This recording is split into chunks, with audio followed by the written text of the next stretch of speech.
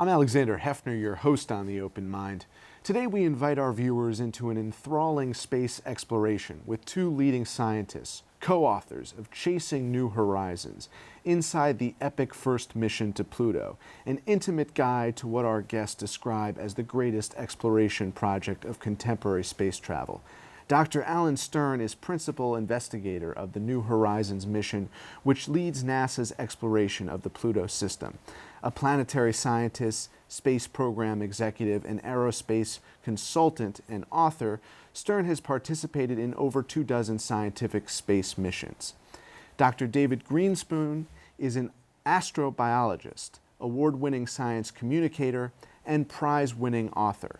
In 2013, he was appointed the inaugural chair of astrobiology at the Library of Congress. He is a frequent advisor to NASA on space exploration strategy and is on the science teams for several interplanetary spacecraft missions. Welcome to you both, gentlemen. Congratulations on this book. Thanks very much. And on the successful mission. It's really astounding how this machine that you designed has, as you just said, explained to me, traveled the depths of the solar system unlike most any other objects. Tell us about the origin of this exploration.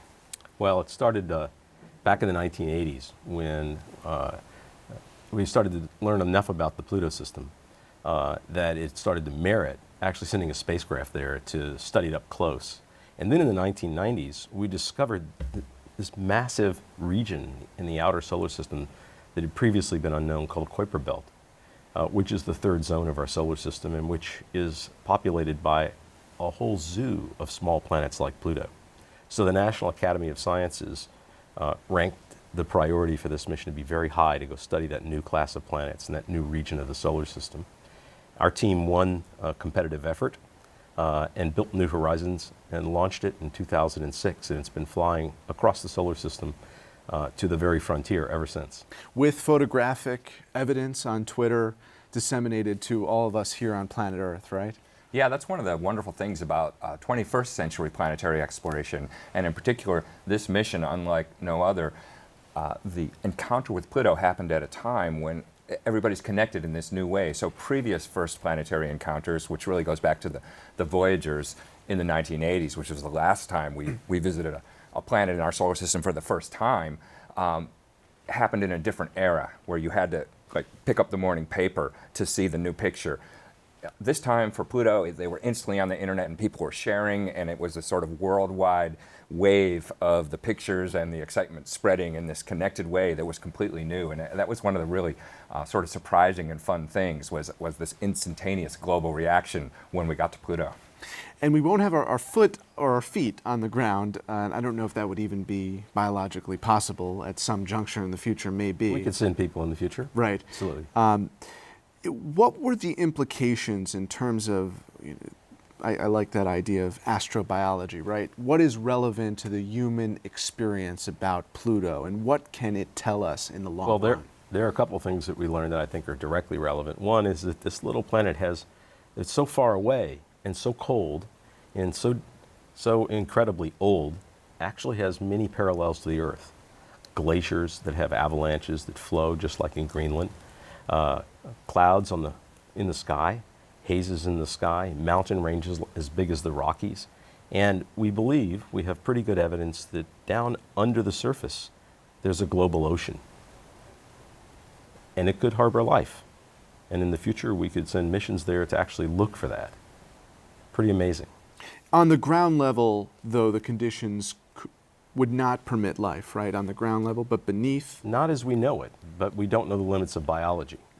I mean, we were very surprised by the way in which Pluto turns out to be alive, in air quotes, in a geological sense. You know, it's moving and flowing and complex in ways we didn't understand. So this speaks to our inability to really project the diversity of processes happening elsewhere in the universe until we actually go there and explore. That's true about geology. It's probably also true about biology. as well. So we can say life is impossible on the surface of Pluto, and it seems to us like it would be, certainly, as Alan says, life as we know it. But I think we got to be careful when we use the word impossible when we're talking about other planets, because we keep getting surprised.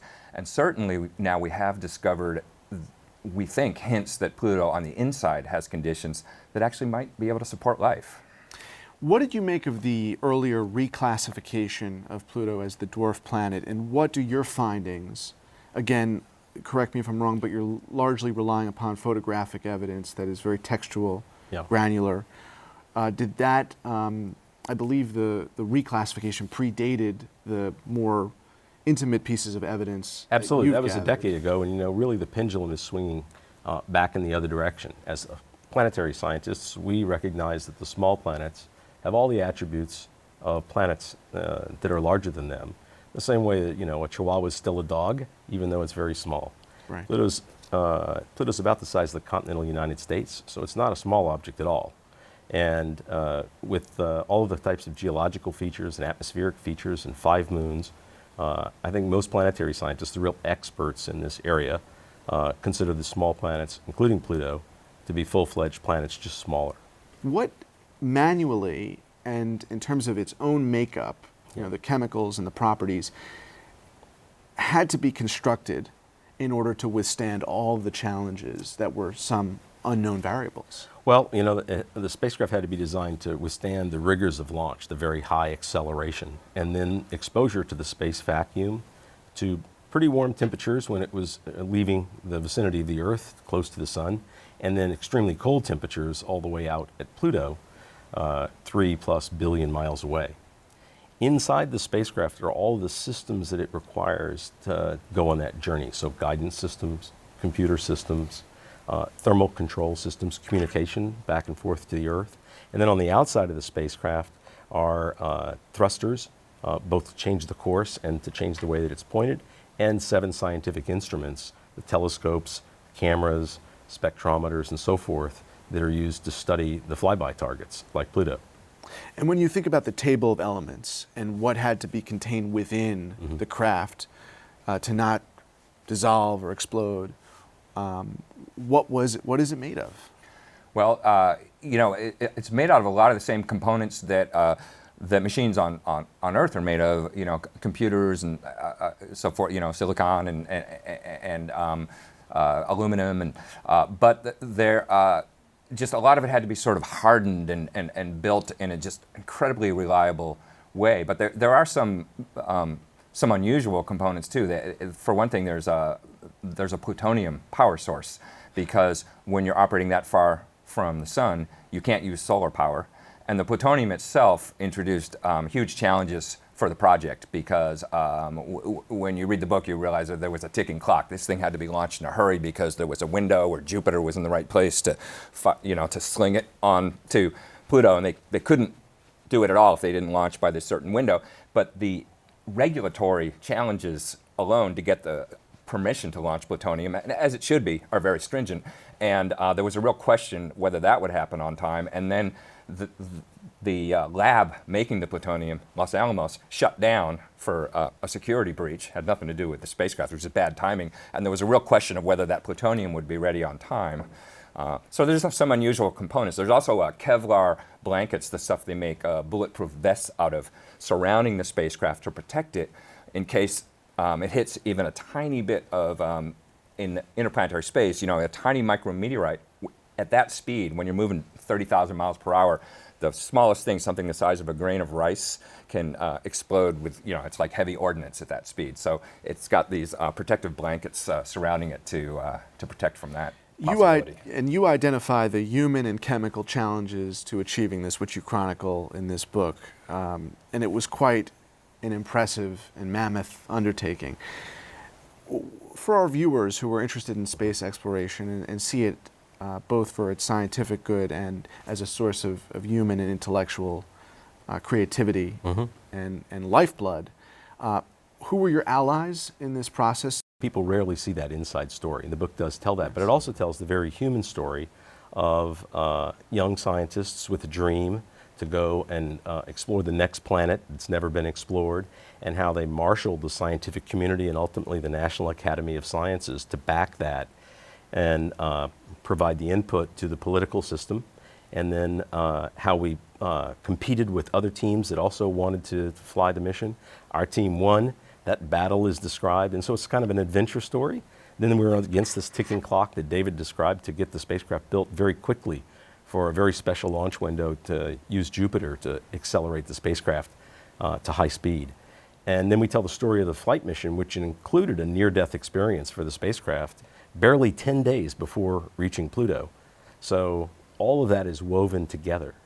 Tell us about that, the nearly fatal Yeah, and that's event. actually that's the way the book opens, with this event. And Yes. it took place on exactly 10 days before the flyby that had been planned for 15 years. We'd had a successful flight all the way across the solar system, really very few problems and no really big ones. And then suddenly, on a day unfortunately meant for fireworks, July the 4th, 2015, my cell phone rang and I found out we had lost contact with the spacecraft. That's something that should never happen. And in the history of spaceflight, usually when it does happen, it means something catastrophic, like an explosion has taken place, or we might have hit something. As it turned out, our computer, our main computer, had been overloaded by some of the instructions that had been given and had to reboot. And so the spacecraft recognized that there was a problem, thought that the main computer might be defective, switched to the backup system, and then after a couple hours, the backup system called back to Earth for help and said, "Here I am, what do you want me to do?" And we were in the position of having to recreate all of the flyby plans that had been put on the spacecraft but which were erased in that reboot. And doing that under a ticking clock, and we only had 3 days to do it.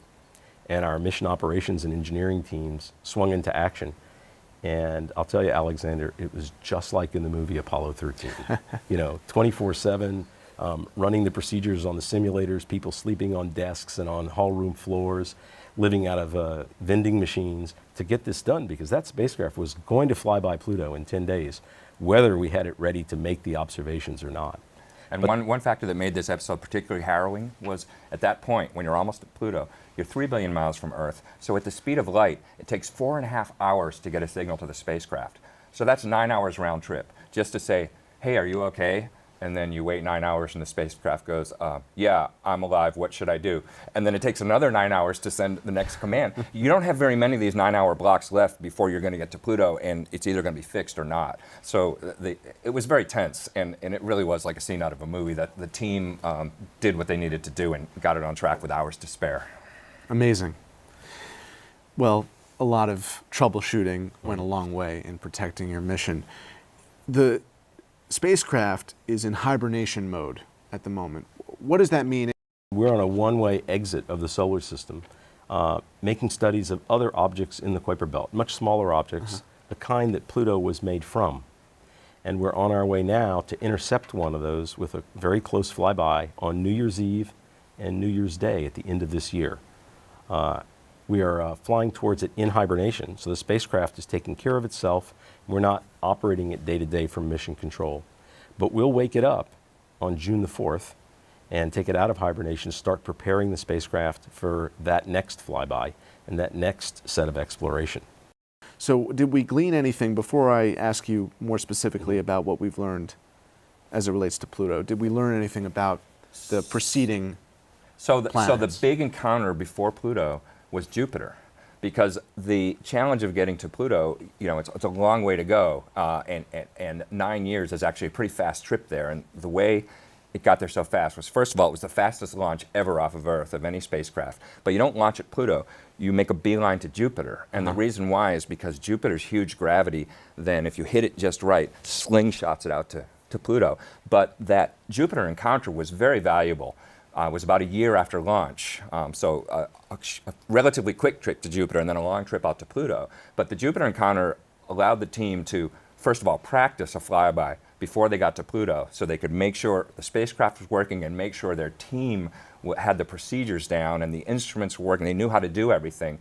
But it also was a very scientifically interesting opportunity to visit Jupiter quite some time after we had had a spacecraft there, and they made some really cool discoveries. They actually, one of the moons of Jupiter is very volcanically active, a moon called Io, and they actually, sort of fortunately, were able to make a movie of a volcano blasting off on the surface of Io, just as New Horizons was whipping through the Jupiter system. And so there were some really cool discoveries at Jupiter, and then there was this long trip to Pluto where they didn't really go near anything, and it was mostly hibernating. Although we crossed the orbits of Saturn and Uranus and Neptune in turn, the planets weren't anywhere near. They were in other portions of their orbit. So we had this long 8-year journey from Jupiter in 2007 to Pluto in 2015 across this gulf of space, 2.5 billion miles. It's almost impossible to imagine how far that is. Traveling almost 1 million miles per day, in which we didn't pass anything. We're just out in the wilderness of the solar system. And you say ultimately this spacecraft will descend into beneath, well, it's sort of an inaccessible... It's moving fast enough so that it will escape the sun's gravity entirely. And that's very rare. Most of the spacecraft we send around the solar system end up in orbit around the sun or crashed into the planet that they're investigating. Only 4 previous spacecraft have been on trajectories where they actually escape the solar system and wander the galaxy. The 2 pioneers, 10 and 11, and the Voyager spacecraft, which in a way were sort of the predecessor for New Horizons. They made it as far as Neptune, but didn't explore planets beyond that. Now New Horizons, after Pluto and after this encounter with Ultima Thule on New Year's Eve, is going fast enough that it's going to keep going. And it will be the 5th human-made craft that will actually leave the solar system and just wander forever the galaxy. It's going to outlive not just the human race, not just, it's going to outlive the planet Earth, because nothing happens to you when you're out there. There's no, you don't intersect anything, there's no weather, there's nothing. So we have these few relics of our civilization that will literally last forever, and this is now one of them. And at a certain point, it will not be trackable. I mean, you will not so the get the reading spacecraft back. is very healthy now, and it has plenty more exploring to do, but it's only got a certain amount of fuel and a certain amount of power in the nuclear battery. And we use those up, they're consumables. And sometime in the late 2030s, we'll get to a point where there's enough power to run the radios to communicate back to the Earth and the main computer. And at that point, the mission will have to end. So you're making the argument to the new NASA administrator about the next phase of this project. I know it's not complete yet, but I want to give you a chance to reflect on answers to questions that you ask in Chasing Horizons. There were questions that were just for your learning about Pluto that were not accessible, and you had hoped. We touched on whether Pluto is internally active. You've explored the surface composition. You've assessed a comparison against, or contrast against Neptune and its moons. The ultimate human benefit here back on planet Earth, when you think of the nature of Pluto and its relevance in the solar system, and the next voyage, whether that's back to Pluto, whether that's an unmanned craft or a manned craft, what are you hoping will lead you to the next mission that will sort of be the impetus to continue these journeys? Let me first say, I think that there are 2 major contributions that New Horizons has made. And one is this new knowledge, this first mission, not only to the Pluto system, but to the Kuiper Belt and to this whole new class of planet that's so populous in the outer solar system. And one of the great things about NASA and the U.S. space program is that that knowledge is made available to people everywhere on the Earth, for all mankind, so to speak. But secondly, this mission, more than any modern space mission, engaged the public in ways that had never been seen before. I think it shows that the public really loves going new places and seeing new things, and loves the sheer joy of exploration. And we know that we hear from school children all the time that they want to go into science and engineering careers. Kids write that they saw the exploration of Pluto, and now they want to do something like that in their lifetime. And we need scientists and engineers to power this economy. So I think that's a very powerful outcome from a scientific space mission. Now, NASA's currently conducting 90 different space missions, most of them robotic, some of them to the planets, some of them to study the Earth, some of them to study the universe around us, and even the sun. And about half of those are already in flight, and about half are being built to be launched in the next several years. New missions are coming up all the time as old missions finish. And so there are new missions, for example, that are being built now to study the ocean inside of Jupiter's moon Europa, which may also harbor life. There are new missions like the Parker Solar Probe just about to be launched this summer that will skim the surface of the sun for the first time and really touch the solar atmosphere. The James Webb Space Telescope, which will be much more powerful than the Hubble, will be launching in a couple of years to study the universe and the origin of stars and galaxies. These are just 3 of the many missions that NASA is now building, but one of the things that we'd like to see is a return to Pluto with an orbiter to study it in much more detail, to bring much more advanced scientific instruments and to stay, not just to fly by and glimpse it, but to stay and map it and study its satellites and its interior and look for that ocean and really rewrite the textbooks that New Horizons first wrote. Because, you know, one thing that's tantalizing about knowing Pluto the way we do now, we had this close flyby of one side of Pluto, and it turns out to be incredibly interesting. There's this heart-shaped, huge geographic feature that's made of fresh flowing nitrogen ice, you know, basically glaciers on the surface of Pluto surrounded by these towering icy mountains and, you know, just a lot of like scientifically and aesthetically really astounding terrain. And then there's the other side of Pluto, which we only photograph from a great distance because Pluto's turning on its axis and you had to fly close by one side. So we have vague pictures of the other side that we got from a telescope from the spacecraft when it was much farther out before the close encounter. So we need an orbiter because now we want to see the rest of it in that kind of detail, now that we know how interesting it is. And these results are fascinating enough to make us realize we need a more in-depth and longer-lived stay at Pluto to really answer the questions raised by New Horizons. Of those projects that you described that NASA is working on, which you described roughly half of them are in flight, you said ballpark 90 or so, which are the most attended to at the moment? I mean, if we think of NASA's budget and its operation as something that is limited by whatever human capital is pushing forward new projects, what NASA's priorities right now are what?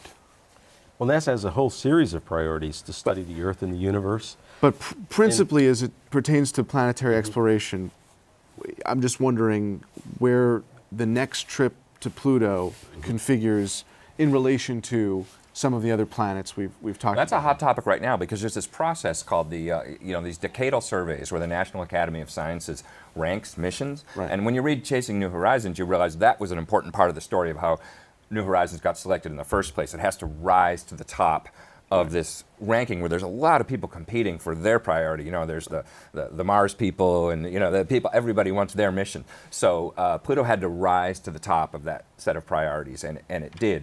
There's another one of those processes just beginning now. And so there are some of us, and Alan just described why, who really believe that, you know, a Pluto orbiter ought to be high on that list. There are people pushing for other missions, and you know, there are a lot of good ideas. In terms of the humanitarian impact that a mission could potentially bring back home, we need to know how planets work. We have an ethical obligation to know how planets work because we find ourselves as stewards of a planet here and not currently doing a really great job of it, but we have ideas of how to do a much better job of it. Without having Earth observations from space, you know, which is one thing that NASA does, so we can monitor the changing climate and the changing human impact on the planet and just get smarter about the carbon cycle and all these functions that we are finding ourselves affecting, but also without the insights of comparative planetology where we go to other planets and gain new surprising insights into how planets work in general, including the Earth, we'd be in trouble. We actually, I think, owe it to future generations to do everything we can to understand in as deep a way as we can how planets work. And so even when we go to a place like Pluto, which you might not think is very Earth-like, as Alan said, you know, there are a lot of analogous features there. And you know, it always causes us to rethink how the heat flow works inside of a planet, how mountains form, how atmospheres interact with surfaces. We're learning about all these things, and ultimately it broadens our knowledge of how all planets work, including this one. Alan, a final word on this question of prioritization of the planetary missions and which might be, in addition to a second Pluto journey, most fruitful. Yeah. Well, I think that to answer your question, that one of the most fruitful things that NASA is doing and should be doing is to go back to exploring the planets with humans.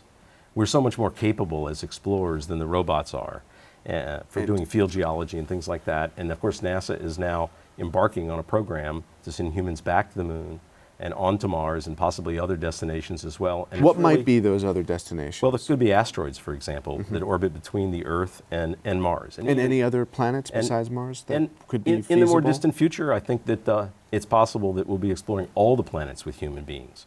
And, you know, this is something that's hugely inspiring, and it's a great push for a technological society like our own.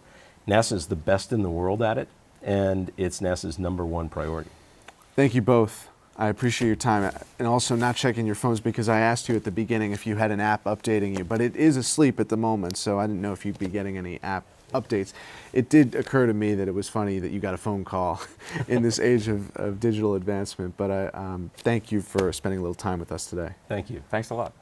And thanks to you in the audience. I hope you join us again for a thoughtful excursion into the world of ideas. Until then, keep an open mind. Please visit the Open Mind website at 13.org/openmind to view this program online or to access over 1,500 other interviews. And do check us out on Twitter and Facebook at Open Mind TV for updates on future programming.